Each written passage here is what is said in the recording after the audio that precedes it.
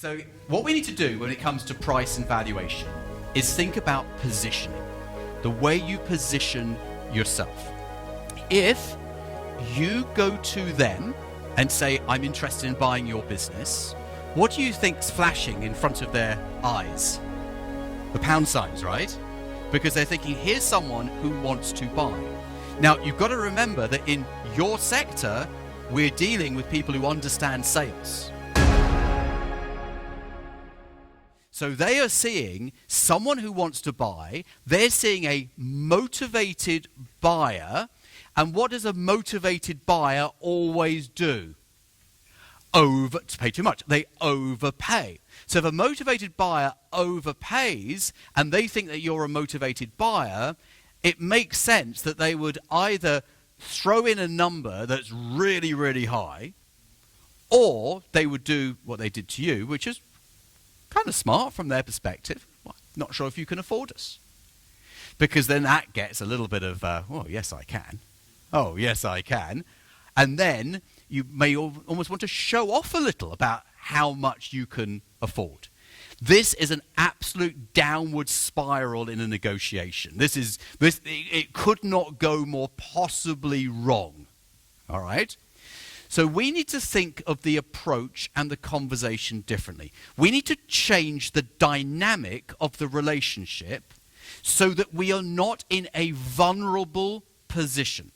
You need to put yourself into a position of power and authority. So how do we do this?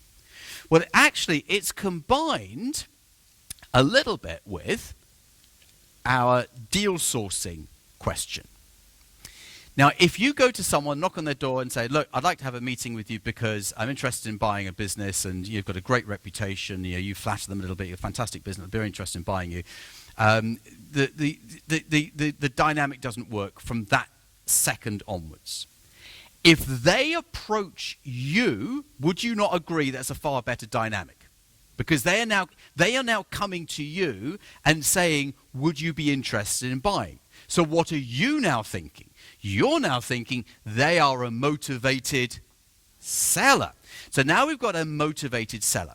I will tell you right here, right now, the very best deals will always be done if you have a motivated seller on the other side of the table. If the motivation of the seller is high, the deal is great and the terms are great. The price, the terms are great. If the motivation of the seller is low, they've got their arms folded, make me an offer, that's not something that we want to do, then we are going to have to break down that barrier that they have put up.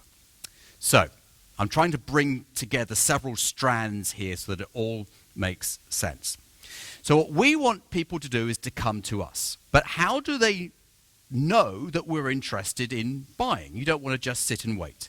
So we want to prompt the activity. So I'm going to tell you how we do it that actually is going to seem like complete common sense to you because I'm sure you do it in your businesses already. And that is we use direct mail. We use letters. And I first used direct mail to bring in business over 30 years ago. And the principles that I was using 30 years ago, I still apply today. So we use very simple, straightforward letters. I work with people of all different sectors, and essentially it's the same templated content, just tweaked for the sector, and the language changes occasionally.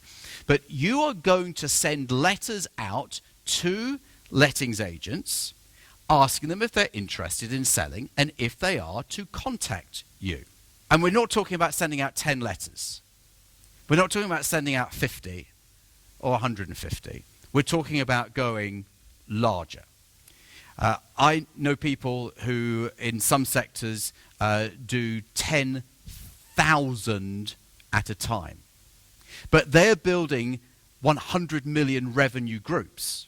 Now, you might not want to go that big. So you don't have to go for 10,000. There might not even be 10,000 letting agents. But you need to go for hundreds and hundreds and hundreds because volume is going to be your friend here. You're watching this because you're interested in buying a business. So get my business buying toolkit free of charge. 17 downloads, videos, reports, and my books as well, completely free of charge. The link is right below. Now you might think, well, Jonathan, you just said that it's not, you don't want to go and ask people if they want to sell because that's a bad dynamic. And you just told us to go and send letters saying, do you want to sell? But there is a difference between me knocking on your door and saying, do you want to sell? And me just saying, does anyone want to sell? It's not about you. It's just, I'm just generally interested in anyone who wants to sell. Okay? So let me just give you my quick analogy on this. Let's imagine that we all got together and said we're going to open a pizza shop. And we're all going to be responsible for different things. And you put me in charge of the marketing of the pizza shop. I say, Jonathan, Domino's Pizzas do leaflets through people's front doors. That's the marketing strategy. Go and implement that marketing strategy, Jonathan. And we come to opening day of the pizza shop. Open the pizza shop. Phone rings once. Doesn't ring again all day. We have a crisis meeting 3 days later. The phone isn't ringing. We're not selling any pizzas. We sit down and say, Jonathan, you were doing the marketing. What did you do? I did leaflets. Brilliant. How many leaflets? 50 leaflets. What? 50 leaflets.